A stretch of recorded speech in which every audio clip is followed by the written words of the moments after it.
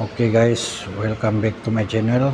Oke, untuk pada video kali ini sama juga macam semalam, saya akan membahaskan ataupun mengupas isu berkenaan dengan bodybuilder.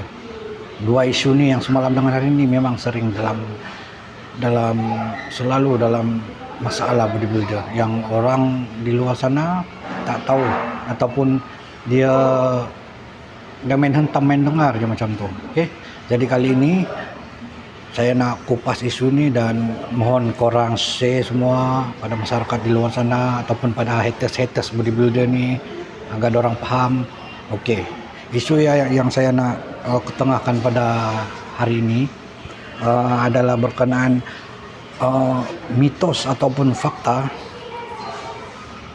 bodybuilder tu Mr. P dia akan kecil bila dia dah berkecimpung dalam dunia bina badan. Okey, mitos ataupun fakta. Saya yakin ramai di luar sana yang beranggapan 80 ataupun 90% yang beranggapan ya. Tapi untuk kali ini tujuan video saya ni saya ingin bagi jawapan. Saya mewakili dari seluruh bina badan di dunia ini untuk mengatakan kebenaran yang sebenarnya. Okey. Untuk isu ini sekarang saya akan bagi korang secara logik ataupun secara bernas yang kita pun boleh fikir sama ada dia logik ataupun tidak. Okey, bila orang kata bodybuilder ni Mr. P dia akan kecil bila main gym. Okey, yang pertama, okey, kita ke gym, kita nak membina otot daripada atas sampai bawah, dari kaki, betis, paha, punggung, kita punya dada, perut, lengan, tricep, bicep, back kita, bahu, trap. Yang tak akan membesar hanyalah bahagian kepala kita, jari-jari kita ni, yang ni takkan besar, kaki takkan besar, dan yang tengah tu Mr. P tak akan besar ataupun kecil. Jadi secara logik orang dah boleh nilai situ apa kaitannya kita nak membuat latihan membesarkan otot-otot kita ataupun kita membuat otot kita dalam badan kita tu, apa kena mengena dengan Mr. P tu. Jadi secara apa, kalau kita fikir secara logik, benda tu dia tak akan kecil ataupun membesar. Belum ada fakta lagi yang mengatakan bila bodybuilder ni Mr. P dia kecil ataupun membesar. Okey, saya nak tanya korang satu ya. Korang pernah tengok tak bodybuilder tu kepala dia besar? Tak ada kan? Okey, sebab dia training kepala takkan membesar. Yang ada orang cakap, kepala kau ni kecil lah. Okey, orang akan dengar begitu. Sebenarnya kepala orang tu dia tak kecil. Kalau korang tak percaya, korang tengoklah mana-mana bodybuilder, orang nampak kepala dia kecil. Sebenarnya kepala dia tak kecil. Kepala dia tak pernah pun berubah jadi kecil kah, jadi besar kah. Yang berubah adalah fizikal, bentuk badan dia.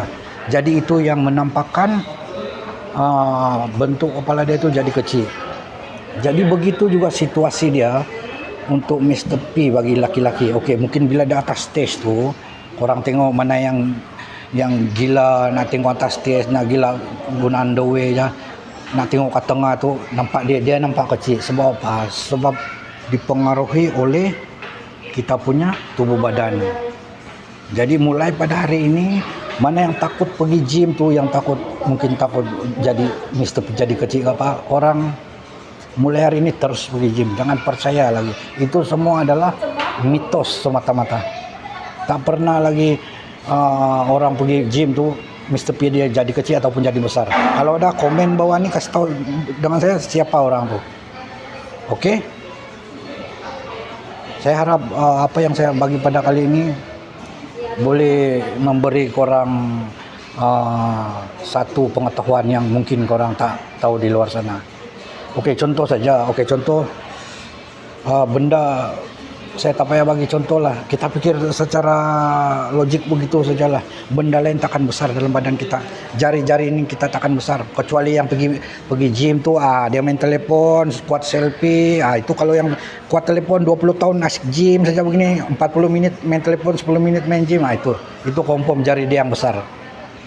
Tapi di dalam bidang bodybuilder ni, yang tak besar bahagian sini, jari, pergelangan tangan ni tak besar. Okay, bahagian leher sampai sini, kaki, tapak kaki kita, itu saja yang tak besar. Dengan yang Mr. P itu, dia takkan besar, takkan kecil. Orang jawapan dia adalah bentuk saiz badan bodybuilder itu mempengaruhi Mr. P dia. Itu yang pertama. Dan yang kedua lagi, yang ni pun fakta juga. Mungkin jenis dia lelaki, sebab lelaki dia tak sama lelaki. Ada yang besar, ada yang kecil. Jadi itu beza dia. Kalau dia sebelum main gym, alat sulit dia tu memang kecil. Bila dia main gym pun benda tu tetap sama. Takkan dia nak membesarkan memang kecil. Jadi bila dia dah main bodybuilder, benda tu tetap kecil. Jadi bukannya salah orang main besi ataupun gym. Itu memang asal dia begitu. Contoh kalau dia besar pun, besar juga. Kalau korang tak percaya, tengok mana-mana stage.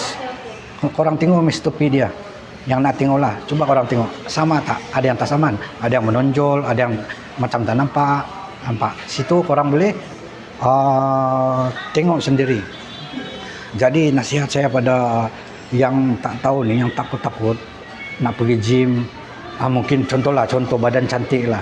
Untuk kategori fitness. Mungkin dia takut, mungkin main kaki nanti jadi kecil apa. Orang jangan takut. Belum ada masuk berita orang main gym benda tu akan jadi kecil. Itu semua mitos. Orang dia tak tahu.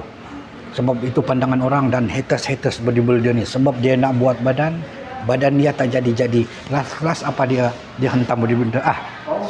Badan dia besar tapi Mr. P kecil. Itulah dia punya alasan. Sebab dia nak buat badan tapi tak jadi-jadi. Itu memang alasan yang kukuh. Dan yang macam saya cakap tadi, bentuk badan kita mempengaruhi Mr. P kita. Dan memang asalia kecil atau besar, bila dia main gym pun itu juga. Jadi untuk kali ini saya rasa itu saja saya nak kongsikan pada korang. Korang boleh share video saya ni ke mana-mana pun, biar masyarakat luar tahu, netizen tahu. Mana yang takut-takut pergi gym tu, mungkin dia takut selama ini dia dengar-dengar kata orang begitu.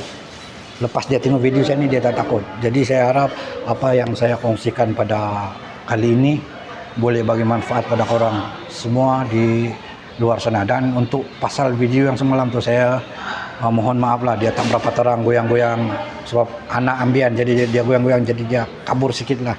Mungkin yang ni terang sikit. Sebab saya duduk dalam Mary Brown, dia sejuk, goyangan tangan pun kurang. Saya kat rumah ikon tak ada. Jadi pada korang yang subscriber saya yang mungkin baik hati nak belanja ikon ke, teruskan. Saya dengan menadah tangan dengan 10 tangan ni untuk orang sana. Saya gurau. Itu jauh untuk kali ini. Nantikan video-video saya yang seterusnya.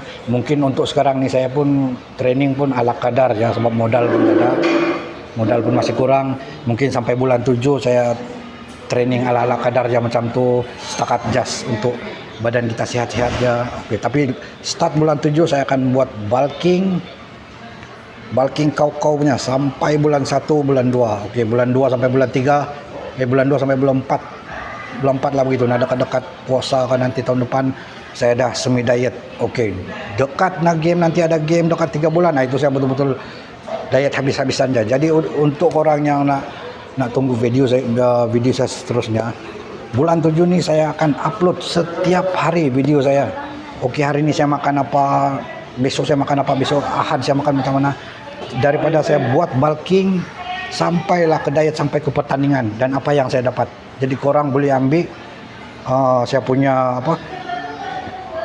punya perjalanan untuk menuju ke pertandingan nanti. Jadi saya harap semoga kita bertemu lagi di next episode.